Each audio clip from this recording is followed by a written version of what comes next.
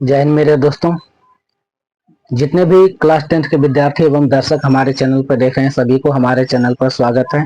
अगर आप लोग हमारे चैनल पर नया हैं तो लाइक शेयर सब्सक्राइब कर दीजिए और फेसबुक पेज पर देख रहे हैं तो फॉलो कर दीजिए। तो दोस्तों चलिए ज़्यादा समय नहीं लेते हुए आप लोगों को क्लास 10th का मैथ बताने जा रहे हैं एनसीईआरटी बुक से। और इस बुक से आप लोगों को चैप्टर नंबर 3 बताएंगे, दो चर वाले रैखिक समीकरण योग। और इस चैप्टर में आप लोगों को प्रश्नावली 3.1 बताएंगे।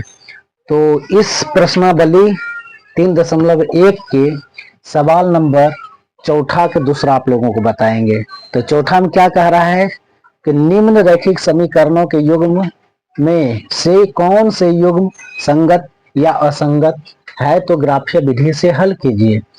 तो यहाँ पर देखिए कह रहा है निम्न रैखिक समीकरणों के युग्म में से कौन से युग्म संगत या असंगत है, तो उसको ग्राफीय विधि से हल करने के लिए कह रहा है। तो आइए हम इसको सॉल्यूशन करते हैं। ठीक है, हम सबसे पहले क्या करेंगे, यहाँ पर इस समीकरण को देखेंगे कि यह समीकरण संगत है कि असंगत है। अगर संगत आता है तो ग्राफीय विधि से हल करेंगे, अगर संगत नहीं आएगा, असंगत आएगा, तो ग्राफीय विधि से हल नहीं होगा। तो देखिए लिखेंगे दिया है, ठीक है। तो पहला क्या है, x minus y equal to 8।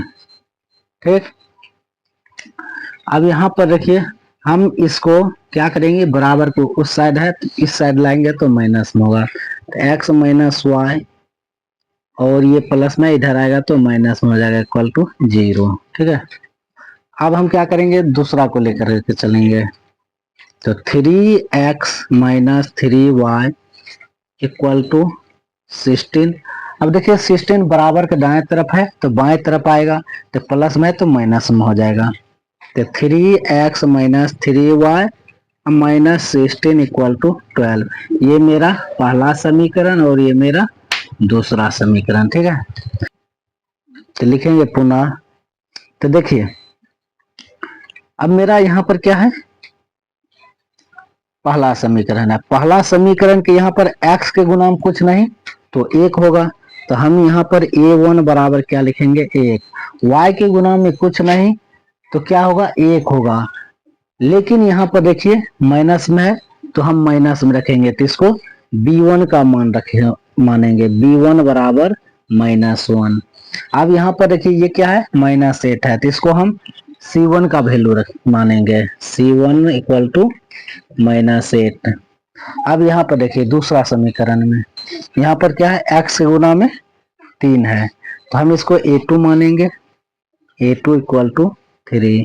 अब यहाँ पर देखिए y के गुना में क्या है, 3 है और 3 का आगे में क्या है, माइनस है, इसको b2 का वैल्यू मानेंगे, तो b2 इक्वल टू -3।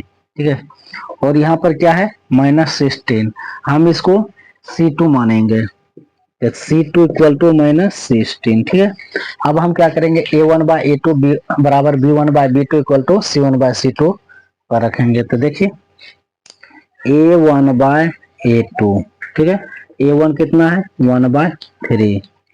अब यहाँ पर देखिए b1 बाय b2, b1 कितना है, -1, अब b2 कितना है, -3, माइनस माइनस कैंसिल तो 1/3। अब देखिए c1 बाय c2, ठीक है, तो c1 कितना है, -8, c2 कितना है, -16, तो माइनस माइनस कैंसिल, 8 दूनी 16 बराबर 1/2। अब यहाँ पर देखिए a1 बाय a2 1/3 है, b1 बाय b2 1/3 है, लेकिन c1 बाय c2 1/2 है, ये बराबर नहीं है, बराबर नहीं है। तो यहाँ पर हम लिखते हैं a1 बाय a2 बराबर b1 बाय b2 बराबर नहीं है c1 बाय c2। अब देखिए कैसे नहीं है, तो a1 बाय a2 कितना है, 1/3, b1 बाय b2 कितना है, 1/3, बराबर नहीं है c1 बाय c2 कितना है, 1/3, 1/2। अब यहाँ पर देखिए ये बराबर नहीं है, इसलिए यह क्या होगा, असंगत होगा, ये असंगत है। तो देखिए मेरा चौथा का दूसरा नंबर सवाल सॉल्व हो गया। यहाँ पर असंगत है इसलिए इसका ग्राफ नहीं होगा। तो दोस्तों आप लोगों को यह क्लास कैसा लगा आप लोग कमेंट करके जरूर बताइएगा।